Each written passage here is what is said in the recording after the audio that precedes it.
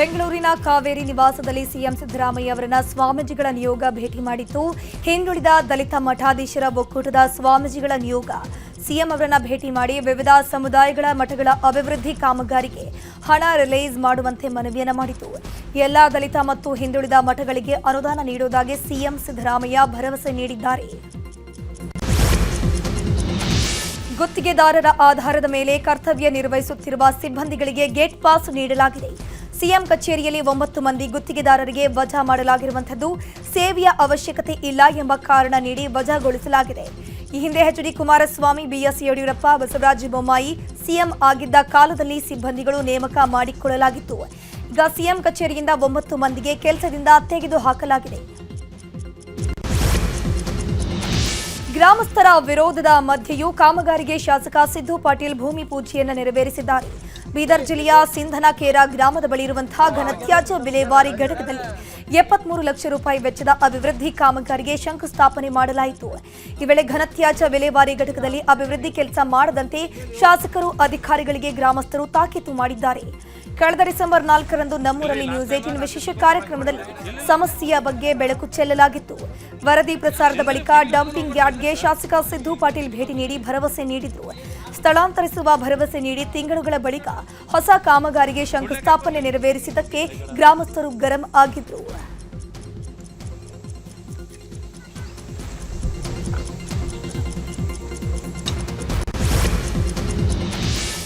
ಕೇಂದ್ರ ಸರ್ಕಾರದಿಂದ ಜಾತಿ ಗಣತಿ ಮಾಡೋಕೆ ಸಂಪುಟ ನಿರ್ಧರಿಸಿರುವ ವಿಚಾರದ ಬಗ್ಗೆ ಶಾಮನೂರು ಶಿವಶಂಕರಪ್ಪ ರಿಯಾಕ್ಷನ್ ಕೊಟ್ಟಿದ್ದಾರೆ. ದಾವಣಗೆರೆಯಲ್ಲಿ ಮಾತನಾಡಿರುವಂತಹ ಅವರು, ಕೇಂದ್ರದ ನಿರ್ಧಾರವನ್ನ ಸ್ವಾಗತಿಸುತ್ತೇವೆ. ನಾವು ನಮ್ಮ ಸಮಾಜವನ್ನ ಜಾಗೃತಿ ಮಾಡ್ತೀವಿ.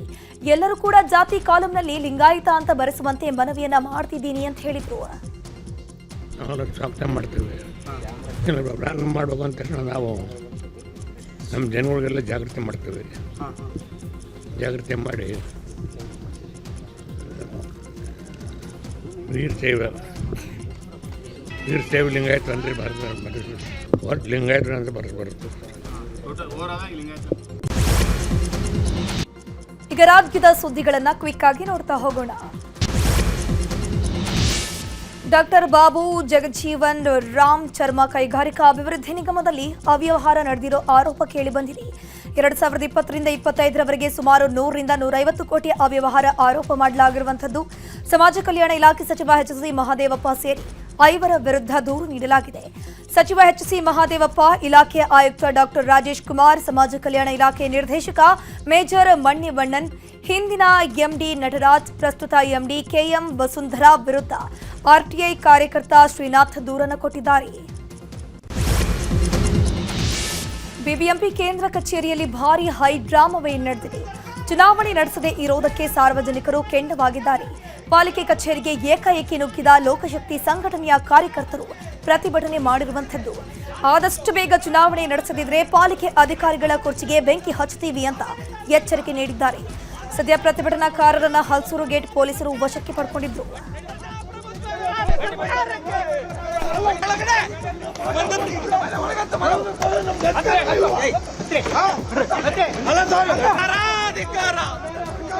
ಪ್ರಜಾಪ್ರಭುತ್ವ ವಿರೋಧಿ ಸರ್ಕಾರಕ್ಕೆ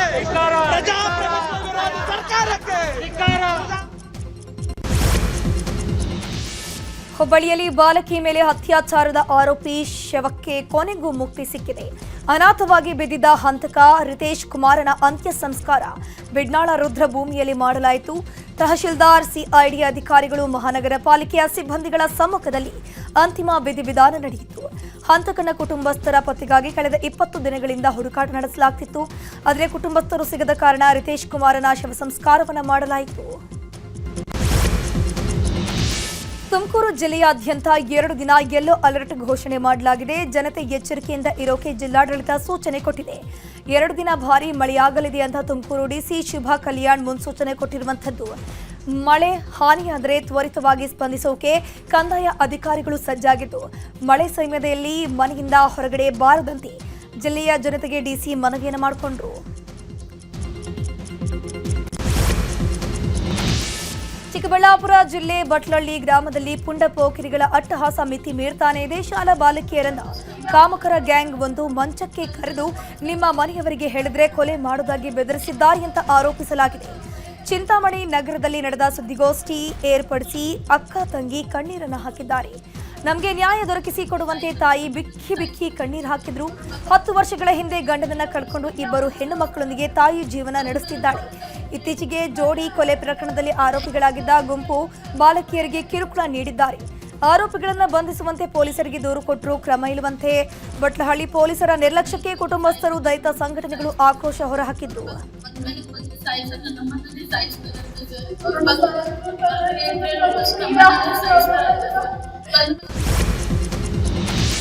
ಗಾಯಕ ಸೋನು ನಿಗಮ್ನಿಂದ ವಿವಾದಾತ್ಮಕ ಹೇಳಿಕೆ ಹಿನ್ನೆಲೆ ಅವಲಹಳ್ಳಿ ಪೊಲೀಸ್ ಠಾಣೆಯಲ್ಲಿ ಎಫ್ಐಆರ್ ದಾಖಲಾಗಿದೆ.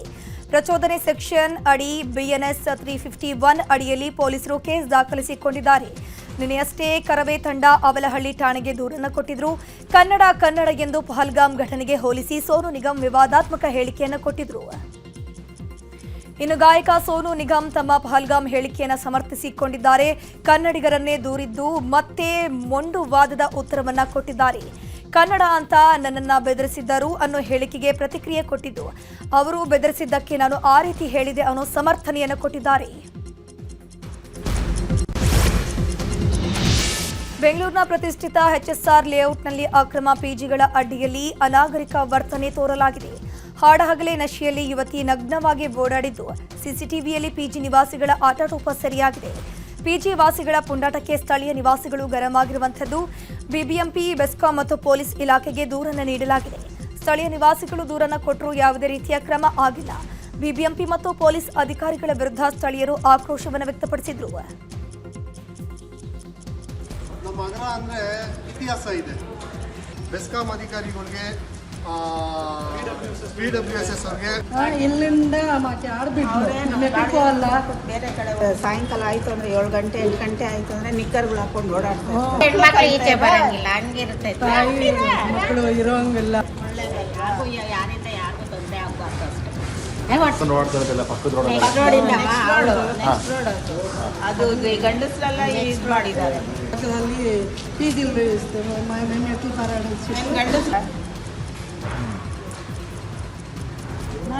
ನಮ್ಮ ರೋಡಲ್ಲಿ ಇರೋ ಜೆಂಟ್ಸ್ ಎಲ್ಲಾನು ಸ್ಟ್ರೈಕ್ ಮಾಡಿದ್ರು. ಒಂದು ಮೀಟಿಂಗ್ ಅರೇಂಜ್ ಎಲ್ಲ ನಮ್ಮ ರೋಡಲ್ಲಿ ಇಷ್ಟ.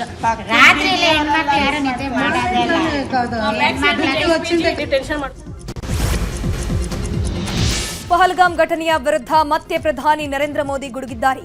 ಉಗ್ರವಾದ ಅತಿ ದೊಡ್ಡ ಶತ್ರುವಿದ್ದಂತೆ ಉಗ್ರರ ವಿರುದ್ಧ ಕಠಿಣ ಕ್ರಮ ಕೈಗೊಳ್ತೀವಿ, ಉಗ್ರವಾದಕ್ಕೆ ಬೆಂಬಲಿಸುವವರ ವಿರುದ್ಧವೂ ಕಠಿಣ ಕ್ರಮ ಕೈಗೊಳ್ತೀವಿ ಅಂತ ಪಾಕಿಸ್ತಾನದ ಹೆಸರನ್ನ ಹೇಳದೆ ಮೋದಿ ತೀವ್ರ ವಾಗ್ದಾಳಿ ನಡೆಸುವ ಮೂಲಕ ಪಾಕಿಸ್ತಾನಕ್ಕೆ ಖಡಕ್ ವಾರ್ನಿಂಗ್ ಕೊಟ್ಟಿದ್ದಾರೆ.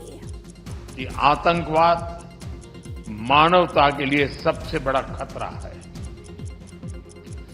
पहलगाम में हुए आतंकी हमले में मारे गए लोगों के प्रति राष्ट्रपति लॉरेंसो और अंगोला की संवेदनाओं के लिए मैं उनका आभार व्यक्त किया.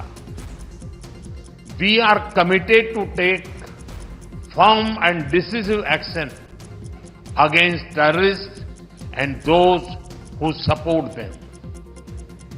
We thank Angola for their support in our fight against cross-border